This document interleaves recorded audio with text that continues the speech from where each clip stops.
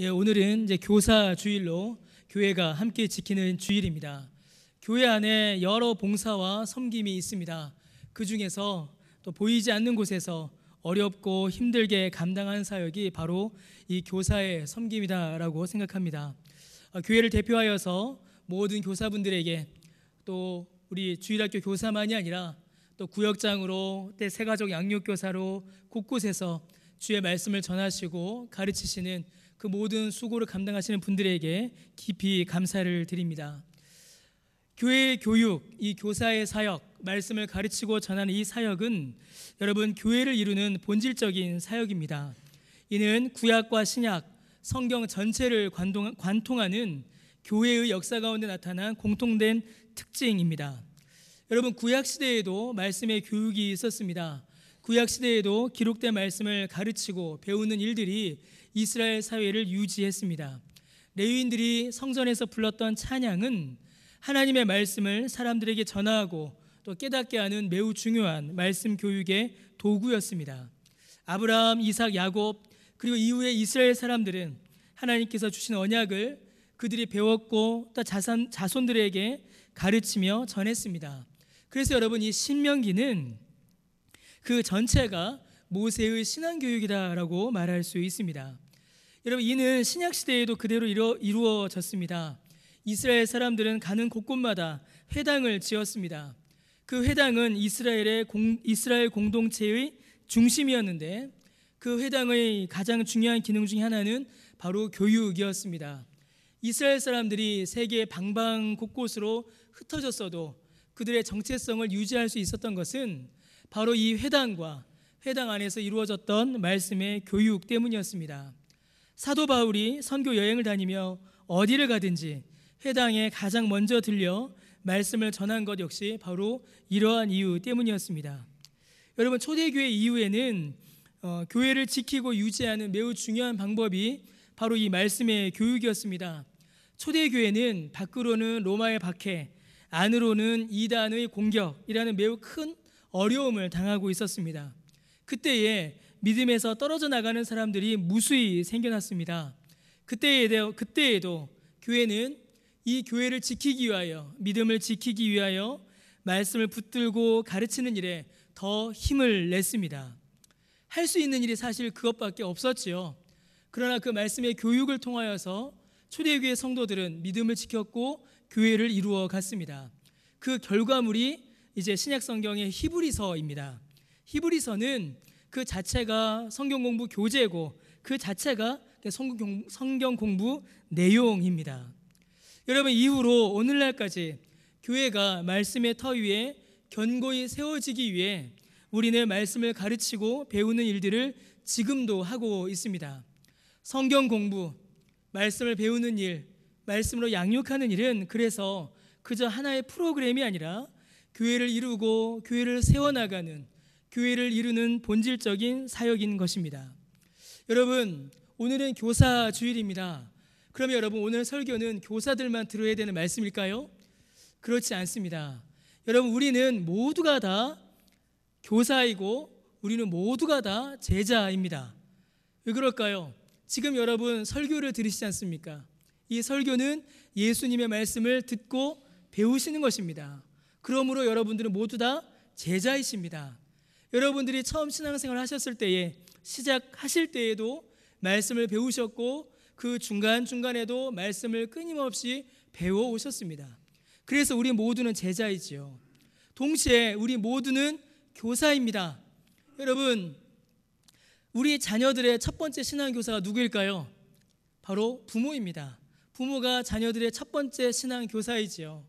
우리 자녀들에게 신앙을 가르치신다면 여러분들은 모두 다 교사이신 것입니다. 우리의 자녀들만이 아니라 내 주위에 있는 사람들에게, 내 이웃에게 우리가 예수님의 말씀을 전하고 복음을 증거한다면 그것 역시도 우리는 교사의 사역을 감당하고 있는 것입니다. 지금 이 순간, 지금 이 시간에도 저 지하에서 아이들에게 말씀을 가르치는 그 교사분들만이 아니라 지금 여기에서 말씀을 들으시는 저와 여러분, 우리 모두가 다 교사요 제자인 것입니다. 그래서 여러분 오늘 이 말씀은 교사들만, 우리 구역장님들만 들어야 될 말씀이 아니라 오늘 우리 모두가 들어야 하는, 우리 모두에게 주시는 하나님의 말씀입니다. 이 교육이 없이는, 이 말씀의 양육이 없이는 교회를 이루어갈 수가 없기 때문입니다. 여러분, 이러한 교회의 교육은 세상 교육과는 분명한 차이가 있습니다. 여러분, 세상의 교육, 세상 교육의 목적은 지식의 습득입니다. 많이 배우고 많이 가르쳐서 많이 아는 것, 이게 세상 교육의 목적이지요. 그래서 여러분, 이 세상 교육은 자기가 배운 그 지식을 가지고 자기 만족과 자기 성취를 이루는 게 이제 목적으로 합니다. 그래서 여러분, 우리나라 이 유교 문화권에서 자라난 우리나라의 교육의 목적, 몇 마디의 말로 이렇게 설명이 됩니다. 첫 번째가 이제 수신제가 치국 평천하, 이게 교육의 목적이죠. 자기를 닦고 가정을 다스리고 나라를 세워서 천하를 평안하게 한다. 그냥 또 뭐가 있을까요? 입신 양명이 있죠. 많이 배워서 자기를 높이고 이름을 떨치는 것, 많이 배우고 많이 알아서 무언가 큰 일을 이루어내는 것, 이게 유교 문화권, 또 우리가 알고 있는 일반적인 교육의 목적입니다. 그러나 여러분, 성경이 말하는 교회가 행해야 할 말씀의 교육의 목적은 단순히 가르치는 것, 어떤 지식을 심어주는 것만이 아닙니다. 세상은 많이 알고 많이 가르치는 것, 이게 목적이지요. 그러나 교회 교육은 여러분, 많이 아는 것이 목적이 아닙니다. 교회 교육의 목적은 그 가르침을 통하여 한 사람이 그리스도인으로 변화하고 성장할 수 있도록 돌보고 섬기는 것, 곧 양육이라고 할 수 있습니다. 세상 교육은 많이 배우고 가르치는 것이 목적이라면 여러분, 교회 교육은 잘 키우는 것, 그게 목적입니다. 잘 키우는 것, 그게 목적입니다. 여러분, 그래서 교회 교육은 단순히 교육이라고 하지 않고 매우 중요한 다른 이름이 있습니다. 여러분, 교회 교육은 훈련이라고 하는 게 더 맞습니다. 배워서 익혀서 삶의 모습을 바꾸어가는 것이죠. 무엇으로 훈련하는 걸까요? 여러분, 그러면 제자로 훈련하는 것입니다. 그래서 교회 교육, 교회 성경 공부는 제자 훈련이다라고 이렇게 우리는 부릅니다. 여러분, 제자 훈련은 어떤 선교 단체나 특정한 교회만 사용하는 이름도 아니고 또 어떤 특정한 프로그램을 가리키는 이름도 아닙니다. 여러분, 제자 훈련은 성경에서 나타난 교육과 양육의 이름입니다. 예수님께서 직접 하셨던 일이죠. 예수님께서 제자를 부르셨고 그들에게 말씀을 가르치셨으며 그들을 훈련시키셔서 그들이 주의 말씀대로 살게 하셨습니다. 그리고 예수님께서 모든 교회와 그리스도인에게 명령하신 바로 사명이 이 제자 훈련입니다. 예수님께서 승천하시면서 마태복음 28장 19절과 20절에 우리에게 명령하셨습니다. 우리 같이 한번 읽어보겠습니다. 그러므로 너희는 가서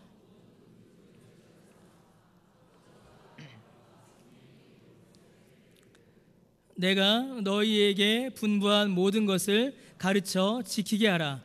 볼지어다 내가 세상 끝날까지 너희와 항상 함께 있으리라. 예수님께서 승천하시면서 명령하셨습니다. 너희는 가서 모든 민족을 제자로 삼아라. 그리고 그들에게 가르쳐 지키게 하라. 여러분, 성경에서 가르치는 교회의 교육, 우리가 지금까지 받았고 또한 우리가 지금 이제부터 해야 하는 교회의 모든 교육은 여러분 바로 제자 훈련입니다. 제자로 키우는 것이며 제자로 훈련시키는 것이고 제자를 만드는 것입니다. 여러분, 그렇다면 이 성경에서 말하는 제자 훈련, 이 제자란 과연 어떤 사람을 가리킬까요? 여러분, 제자와 학생은 다릅니다. 이제 학생들을 가르쳐 보신 분들은 아마 이 차이를 분명히 아실 것입니다. 제자와 학생은 분명히 다릅니다. 한 스승에게 배워도 여러분, 학생은 많지만 제자는 적습니다. 제자와 학생이 뭐가 다를까요? 여러분, 학생은 스승에게 배웁니다. 그런데 그 배움을 통하여서 자기 지식을 늘려가고 자기 뜻을 이루어가고 자기를 키워갑니다. 그런데 제자는 어떻게 될까요? 여러분, 제자가 학생과 다른 가장 큰 차이점은 제자는 스승을 닮아간다라는 것입니다. 제자는 스승을 닮아갑니다. 그래서 제자는 그 제자를 보면 스승이 보입니다. 그래서 여러분, 요즘에는 이제 저 개인적인 이야기인데 누구누구의 제자입니다라는 말하기가 사실은 굉장히 부끄러울 때가 좀 가끔 있습니다. 왜냐하면 누구의 제자입니다라고 말할 때에 과연 그 스승께서 가르치신 대로 하고 있는가, 과연 그 스승의 모습이 나에게서 나타나는가, 그걸 돌아보면 참 부끄러울 때가 사실은 좀 많이 있습니다. 여러분, 제자는 학생과 다릅니다. 제자는 스승을 닮아가는 것이며 제자의 모습을 통하여서 스승이 드러나는 것입니다. 여러분, 교회의 교육, 교회의 양육을 가리켜서 제자 훈련이다라고 말하는 것은 매우 중요합니다. 훈련, 가르치는 것이지요. 배우는 것입니다. 그래서 제자를 키우는 것입니다. 그렇다면 여러분, 누구의 제자를 키우는 것일까요? 교회 양육, 교회 공부가 제자 훈련이라고 하는데 누구의 제자로 키우는 것이며 누구의 제자가 되는 것이 교회의 제자 훈련이겠습니까? 누구의 제자일까요?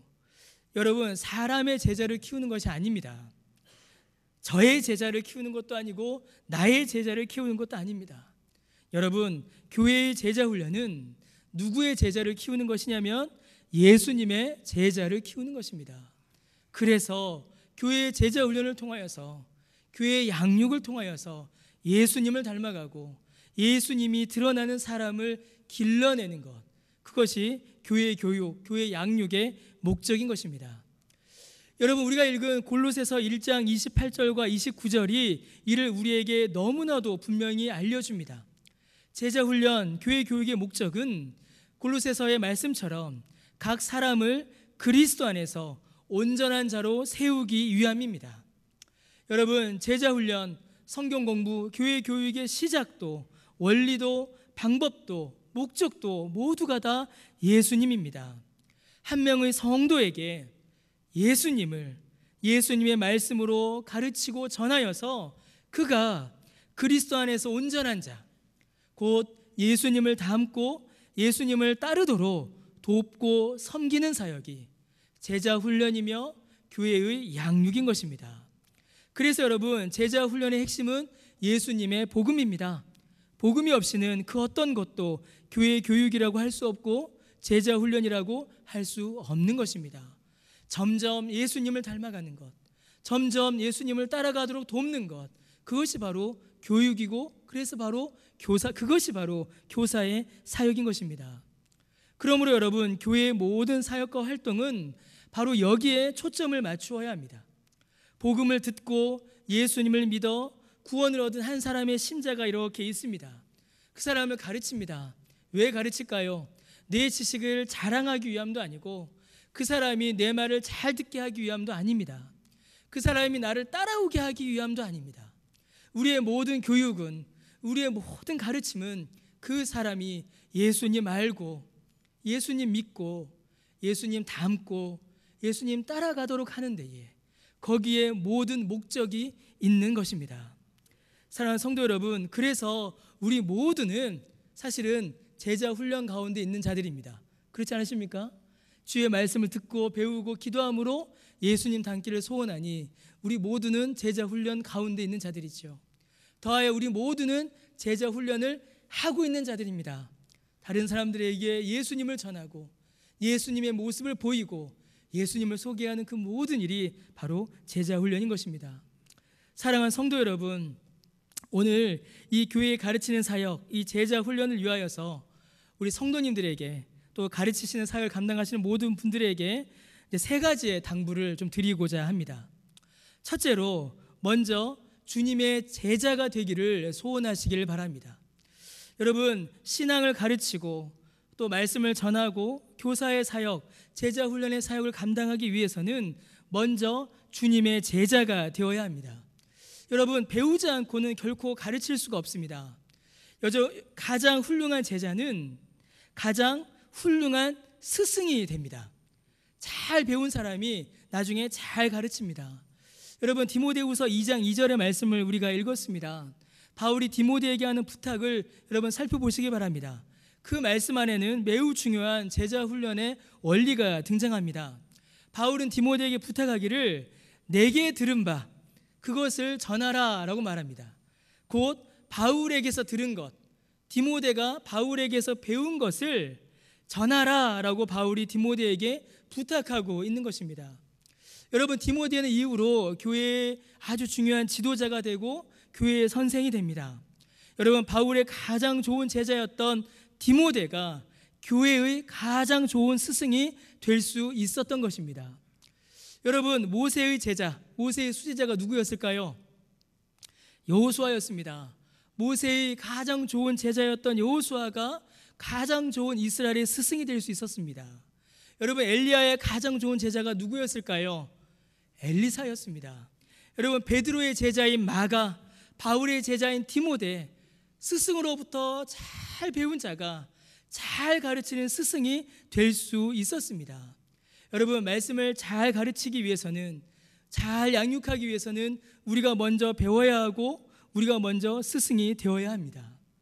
여러분은 누구의 제자이십니까? 여러분은 배우는 일을 사모하고 계십니까? 저는 이제 잊지 못하는 분이 한 분 있습니다. 어떤 분이냐면, 이제 신학교 다닐 때 저희 그 교수님이십니다. 지금 은퇴하신 노 교수님이신데, 이제 늘 이렇게 성경을 이렇게 잘 가르치시고 우리에게 성경 읽는 법을 가르쳐 주신 분입니다. 저 같은 경우에는 성경 보는 법을 이제 그 교수님께 배웠습니다. 근데 그 교수님께서 수업 시간에 이렇게 말씀하시다가 수업 끝날 때쯤에 아직도 성경을 모르겠다 이러시는 겁니다. 아직도 성경을 모르겠다. 정말 노 교수님이 평생을 성경을 연구하고 평생을 성경을 붙들고 계셨으며, 모든 교수님들과, 심지어 교수님들과 모든 목사들이 그 목사님께, 그 교수님께 성경을 배우기 위해서, 그 가르침을 받기 위해서 다 찾아오는, 그래서 그 교수님 수업 시간에는 여러분, 신학생들만 있는 게 아니라 목사님들이 한 줄을 이렇게 차지하고 계셨습니다. 그 강의를 들으려고 이렇게 오신 거죠. 그런데 그 교수님께서, 그 노 교수님이 수업 시간 말미에 아직도 성경을 모르겠다, 아직도 내가 성경을 잘 깨닫고 있는지 모르겠다, 이렇게 말씀을 하시는 겁니다. 그 목사님 평생 주의 말씀을 배우고 주의 말씀을 익히는 일을 게을리하지 않으셨습니다. 그래서 그분이 가장 좋은 스승이 되신 것이지요. 여러분, 제자 되기를 소원하시길 바랍니다. 제자 되기를 사모하시길 바랍니다. 우리는 먼저 제자가 되어야 합니다. 주의 말씀을 먼저 배워야 하며, 주의 말씀을 먼저 가까이 해야 하며, 주의 말씀 가운데 우리가 먼저 거해야 합니다. 그래야 우리가 또 다른 누군가를 가르칠 수 있습니다. 우리가 배우지 않고 우리가 알지 못하면 다른 사람에게 우리의 말씀을, 우리의 신앙을 결코 가르칠 수가 없습니다. 여러분, 왜냐하면 우리가 다른 사람에게 성경을 가르칠 때에, 우리가 다른 사람에게 제자 훈련을 시킬 때에 그 교육은, 그 가르침은 단순히 지식으로 가르치는 것이 아니기 때문입니다. 여러분, 우리의 모든 교육은 지식으로 가르치는 교육이 아니라 본으로 가르치는 교육입니다. 우리의 본으로 이 말씀을 가르친다라는 것입니다. 여러분, 청교도들은 이렇게 설명했습니다. 목사는 2번 설교한다라고 가르쳤습니다. 한 번은 강대상 위에서 말로 설교하고, 다른 한 번은 강대상 아래에서 삶으로 설교한다. 이렇게 청교도들은 목사들에게 가르쳤습니다. 사랑하는 성도 여러분, 우리가 누군가를 가르치려 한다면, 우리가 누군가에게 복음을 전하려 한다면, 우리는 먼저 주님의 제자가 되어 그 말씀을 알고 그 말씀대로 살아가는 삶의 모습이 우리 안에 나타나야 합니다. 여러분, 성경을 가르치기 위해서는 우리가 먼저 성경을 알아야 하고, 하나님을 가르치기 위해서는 우리가 먼저 하나님을 알아야 하며, 주님의 사랑을 가르치기 위해서는 우리가 먼저 사랑해야 합니다. 예수님이 그렇게 하셨고, 바울이 그렇게 했으며, 베드로가 그렇게 했습니다. 여러분, 이 일 참 어렵습니다. 이 말씀 앞에 저는 정말 어렵습니다. 청교도들이니까 그렇게 말했지 라고 덮어버리고 싶은 말들이에요. 청교도들은 잘 살았으니까 그렇게 말할 수 있었겠지, 그렇게 덮어버리고 싶습니다. 본으로 가르친다, 삶의 모습으로 가르친다, 등을 보며 배운다라는 말을 하잖아요. 그 말처럼 참 어려운 말이 없습니다. 우리가 먼저 제자가 되어야 하는데, 나는 과연 제자인가? 나 자신을 돌아보게 됩니다. 그러나 사랑하는 성도 여러분, 그때마다 주님의 도우심을 간절히 간구하시길 바랍니다. 주의 제자가 되기를 소원하는 자를 주님께서는 늘 제자 삼아 주셨고 지금도 제자 삼아 주십니다. 먼저 주님의 제자 되기를 소원하시며 주님의 제자로서 그 말씀을 전하시는 저와 여러분 되시기를 주님의 이름으로 축원합니다. 둘째로, 말씀을 전하는 사역, 가르치는 사역의 성패는 사람에게 있지 않다라는 것을 꼭 기억하시기를 부탁드립니다. 여러분, 말씀을 가르치는 사역, 전하는 사역은 여러분 학습이 아니라 양육입니다. 학습과 양육은 다릅니다. 뭐가 다를까요? 여러분, 학습과 양육이 달라요. 뭐가 다를까요? 학습은 벼락치기가 가능합니다. 그런데 양육은 불가능합니다. 학습은 요령과 기술을 잘 사용하면 즉각적으로 그 결과가 나타날 수 있지만 양육은 그렇지 않습니다. 양육은 시간이 많이 걸립니다. 상당히 오래 걸립니다. 꾸준히 가르쳐야 하고 오래 가르쳐야 합니다. 꾸준히 가르치고 오래 가르치고 열심히 가르친다고 하여서 바로 그 다음 날 혹은 그 다음 주에 결과가 나타나질 않습니다. 결과가 나타나면 얼마나 좋겠습니까? 몇 달이 걸려야 하고 수년이 걸려야 하고 수십 년이 지나야, 심지어 내가 가르쳤으나 내가 사는 동안에 그 결과를 못 볼 수도 있습니다. 여러분, 이것은 말씀을 전하는 사역에는 모든 사역에 적용되는 일입니다. 말씀을 가르치는 일만이 아니라 복음을 전하는 일에도 우리는 이러한 일들을 경험하게 됩니다. 아무리 말씀을 전하여도, 아무리 말씀을 가르쳐도 반응이 없습니다. 돌아오질 않아요. 배우질 않습니다. 그 변화의 열매들이 나타나질 않아요. 그런 열매 없음을 우리는 많이 경험하게 됩니다. 여러분, 사람의 반응에 우리의 사역의 성패를 걸어서는 안 됩니다. 여러분, 이 말은 사람들, 듣는 자들, 배우는 자들의 반응을 무시하라는 말이 아닙니다. 듣는 자들이 잘 알아들을 수 있도록 노력하고 애쓰는 건 전하는 자의 의무이고 당연한 일입니다. 그러나 만약 사람의 반응에, 가르침을 받는 자들의 반응에 성패를 걸고 그것으로 열매를 삼기 시작하면 우리의 모든 사역은 실패할 수밖에 없습니다. 우리 구역장 분들은 많이 겪으실 겁니다. 전해도 잘 전달이 안 됩니다. 가르쳐도 잘 반응이 오지 않습니다. 오늘 우리 일부 예배 때 잠깐 말씀드렸지만 주일학교에서는 이런 일도 수도 없이 일어납니다. 유아부 아이들 앞에서 선생님들이 얼마나 땀을 뻘뻘 흘리면서 애쓰는지 모릅니다. 우리 허진우 전도사님 그 더운 여름에 탈 쓰고 그 앞에서 막 이럽니다. 그럼 애들이 와, 전도사님 잘한다 이럴까요? 안 그럽니다. 하나는 저기서 울고 있고 하나는 저기서 딴짓하고 있습니다. 그러면 여러분, 초등부는 반응할까요? 안 합니다. 초등부. 그러면 중고등부는요? 쳐다도 안 봅니다. 쳐다도 안 봐요. 중고등부는. 그 청년들은 바라볼까요? 핸드폰이나 안 보고 있으면 다행입니다. 그러면 어른들은 반응하십니까? 어른들은 열심히 반응하십니까? 우리 일부 예배 때 황규민 장로님께서 아멘 하고 크게 반응해 주셔서 제가 큰 힘이 났었는데, 여러분, 사람의 반응은 우리의 사역의 성패를 결정짓지 않습니다. 그것은 주께서 우리에게 맡기신 게 아닙니다. 여러분, 우리 자녀들, 부모님들이 가르친 대로 바뀌면 잘못될 예가 누가 있겠습니까? 다 잘 되죠. 그런데 그렇게 나타나지 않습니다.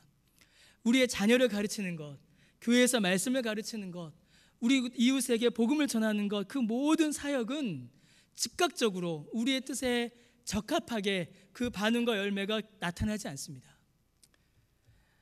미움 안 받으면 다행이죠. 그렇죠? 쫓겨나지 않으면 다행입니다. 제가 신방 갈 때마다 드리는 말씀이 있습니다. 신방을 받아주셔서 감사합니다 라고 제가 말씀을 드립니다. 요즘은 신방이 어렵습니다. 일단은 1층에서 아파트를 들어가는 것부터가 힘들지요. 여러분, 그렇게 쉽지가 않습니다. 우리에게 맡겨진 건 뭘까요? 우리에게 맡겨진 것은 듣든지 아니 듣든지 전하는 것입니다. 열매는 누가 맺게 하실까요? 성령께서 그 열매를 맺게 하실 것입니다.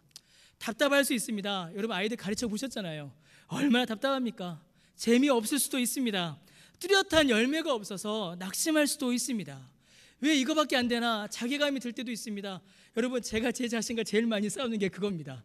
자괴감. 아이고, 오늘 또 틀렸네. 제가 일부 예배 때도 설교에 뭐 실수를 하나 했었거든요.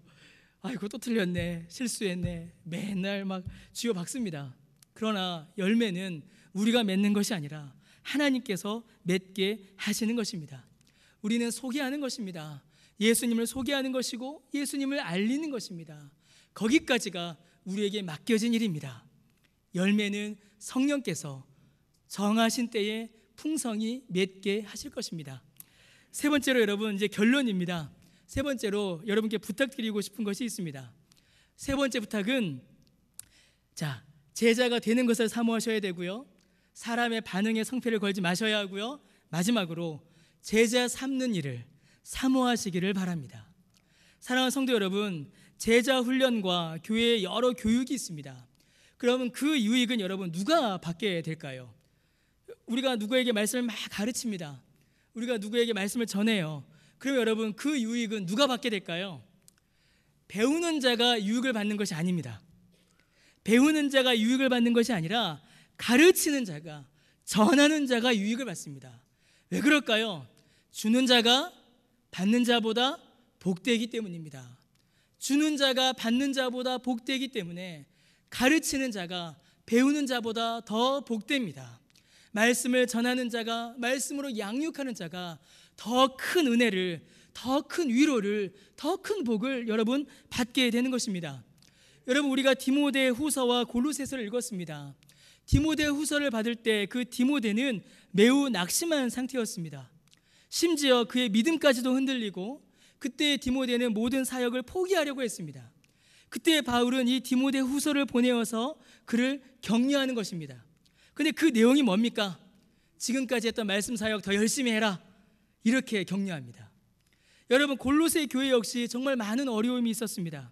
골로새 교회는 정말 험난한 세상 속에서 어떻게 이 교회를 유지해야 될지, 과연 이 교회가 앞으로 세워질 수도 있을지, 그것조차도 장담할 수 없는 그때의 골로새 교회가 있었습니다. 그때 바울은 이 골로새 교회를 향하여서 이 편지를 보낸 겁니다. 근데 그 내용이 뭡니까? 성경 공부 더 열심히 하라 였습니다. 낙심한 디모데에게 성경 더 열심히 가르쳐라. 낙심한 위험에 빠져있는 골로새 교회에게 주의 말씀을 훈련하는 것을 놓치지 마라, 그렇게 권면했습니다. 왜요? 그것이 디모데를 회복시키고 그것이 골로새 교회를 회복시키는 방법이었기 때문입니다. 여러분, 다른 이야기입니다. 공부 잘하는 애들 특징이 뭔지 아십니까? 공부 잘하는 애들. 공부 잘하는 애들. 예. 공부 잘하셨던 분들 한번 생각해 보십시오. 내가 왜 공부를 잘했을까? 예. 여러분, 공부 잘하는 아이들의 특징이 뭘까요? 저는 이제 감사하게도 이제 학교에서도 좀 가르치고 하면서 이렇게 아이들 많이 가르치는 일들을 계속 해왔습니다. 가만히 지켜봤습니다. 특징이 뭘까?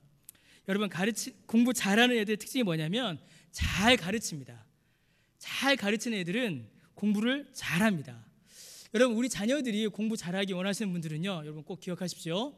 공부 잘하기를 원하시는 부모님들은요, 아이들에게 애야, 이거 나한테 한번 설명해줘, 이렇게 말씀하시면 돼요. 그러면은 아이들이 쑥 잘합니다. 여러분, 영재발굴단이라고 혹시 보십니까? 영재발굴단 아세요? 영재발굴단이라고 있죠. SBS에서 하는. 수요 예배를 마치고 집에 가면 저희 딸이 무조건 그걸 켭니다. 제가 볼 때 영재 아니거든요, 제 딸이. 그런데 이 녀석이 꼭 그 영재발굴단을 켜요. 다른 데 아무 데도 못 보게 합니다. 오직 그걸 봐야 돼요. 우리 가족은 영재발굴단을 봐야 합니다. 그러면서 이제 좀 뭐 이런저런 회의가 들지요. 그럼 보면서 부모가 반성을 참 많이 합니다. 참 내가 잘못 키웠구나. 그런데 제가 기억하는 영재가 한 명 있습니다. 거기 나온 영재가 한 명 있는데 걔는 진짜 영재예요. 천재였습니다. 뭐 IQ 테스트 해보고 뭘 테스트 해보니까 상위 뭐 0.1% 막 그래요. 정말 대단하다. 정말 대단하다. 얘가 이렇게 어떻게 해서 이렇게 영재가 됐을까? 그래서 탐구하기 시작했습니다. 부모님 잘 들으십시오. 그래서 그 부모님에게 갔어요. 그런데 이제 충격적인 것을 봤습니다. 아시는 분 있으실 겁니다. 그 부모님들이 어떤 분이었을까요? 대학 교수셨을까요? 아니면 천재, 박사 이런 분들이셨을까요? 아닙니다. 그 부모님들이 청각장애인이셨어요. 그 부모님들이 듣고 표현하는 거를 잘 못하는 분이셨습니다. 그래서 그 가정을 이렇게 봤어요. 그 가정을 보니까 이 아들 녀석이 뭘 하나 배워옵니다. 그걸 배워오면 그걸 뭐 할까요? 엄마 아빠한테 설명하는 거예요. 엄마 아빠한테 설명하는 겁니다. 그럼 이 엄마 아빠는 뭐 할까요? 그냥 듣고 있는 겁니다. 그래, 그래, 들어봐. 그럼 이 애는 엄마 아빠를 알려주려고, 엄마 아빠에게 알려주려고 이걸 계속 설명하는 겁니다. 그럼 여러분, 설명하다 보면 어떻게 될까요? 이 내용이 완벽하게 자기게 됩니다. 완벽히 자기게 돼요. 그래서 여러분, 자녀들이 공부를 잘하기 원하시면요, 질문하십시오, 아이들에게. 그래서 저는 가끔 시켜봅니다. 야, 이거 한번 아빠한테 설명해 줘봐. 그러면은 약간 신이 나거든요. 학원에서 배워서 막 신이 나거든요. 막 칭찬해 줍니다. 야, 이거 너 벌써 알아? 아빠는 이거 고등학교 때 알았는데? 그러면 얘가 막 신이 나서 이것도 몰라? 이러면서 막 설명을 해요. 모르긴 왜 모릅니까? 제가 다 알죠. 근데 한 거 보면은 틀려요. 그러면 어떻게 합니까? 성급한 어머니 아버지는 그것도 몰라? 이러면서 여기 앉아봐, 내가 가르쳐 줄게, 이러시면 안 됩니다. 끝까지 가만히 두셔야 돼요. 답답해도, 더 쉬운 방법을 알고 계셔도 애가 끝까지 설명할 때까지 기다리셔야 합니다. 왜요? 그러면 그게 그 아이의 것이 됩니다. 완벽하게 그 아이의 것이 돼요. 여러분, 가르치면 그 가르치는 내용이 완벽하게 자기게 됩니다. 가르칠 때 완벽한 지식을 소유하게 됩니다. 여러분, 우리가 주의 말씀을 가르칠 때에, 우리가 누군가에게 성경을 설명해 줄 때에 그 일들은 지식으로 되지 않습니다. 만약에 우리가 지식과 정보만 전한다, 그러면은 여러분, 진짜 가르치는 일로만 끝나고 말아요. 우리가 가끔 듣는 비난이 있죠. 저 사람 왜 이렇게 가르치려고 해? 그런 말 듣지 않습니까? 저 많이 듣습니다. 왜 이렇게 가르치려고 해? 지식만 전달하면 가르치는 사람 됩니다. 가르치려고만 하는 사람이 돼요. 그러나 우리가 신앙을 전하는 것, 말씀을 전하는 것은 지식으로 가르치는 것이 아닙니다. 우리가 가르치는 이 모든 일들은 지식, 주의 말씀으로, 더하여 기도로, 사랑으로, 섬김으로, 인내로, 헌신으로 가르치는 겁니다. 여러분, 하나님의 말씀과 기도와 사랑과 섬김과 인내와 헌신, 이것으로 가르치는 거예요. 그러면 여러분, 이 6가지가 누구의 모습이겠습니까? 예수님 모습입니다. 예수님 모습이에요. 우리가 하나님의 말씀을 기도로, 사랑으로, 섬김으로, 인내로, 헌신으로 가르칠 때에 가르치는 자는 뜻밖에도 예수님을 닮아갑니다. 뜻밖에도 예수님을 닮아가요. 그러면 여러분, 이거는 누구의 유익입니까? 가르치는 자의 유익이죠. 여러분, 예수님을 닮아가는 것보다 그리스도인에게 더 큰 유익이 어디 있겠습니까? 예수님을 닮아가는 것보다 더 큰 신앙의 유익이 어디에 있을 수가 있겠습니까? 우리가 주의 말씀을 가르치고 한 사람을 마음에 품고 기도하고 그에게 말씀을 전할 때에, 그에게 신앙의 삶의 본을 보일 때에 우리가 가장 먼저 유익을 보게 되는 것입니다. 우리가 가장 큰 유익을 맛보게 됩니다. 사랑하는 성도 여러분, 한 사람을 가르치는 이 교사의 사역을 사모하시길 바랍니다. 한 사람을 마음에 품고, 여러분, 자녀도 얼마나 좋습니까? 자녀를 마음에 품고, 내 가족을 마음에 품고, 내 이웃을 마음에 품고, 그를 위하여 기도하며 그에게 말씀 전하기를 소원하시는 저와 여러분 되시기를 주님의 이름으로 간절히 축원합니다. 여러분, 우리 모두는 제자요, 우리 모두는 교사입니다. 주님께서 교사를 통하여, 제자를 통하여서 주님의 교회를 이 땅 가운데 이루어 가셨습니다. 사랑하는 성도 여러분, 우리 모두가 그 사역 안에서, 그 은혜 안에서 믿음의 은혜를 맛보며 말씀의 능력을 경험하며 놀라운 주의 은혜를 맛보시는 저와 여러분 되시기를 주님의 이름으로 간절히 축원합니다. 우리 이 시간 함께 찬양하겠습니다. 찬송가 315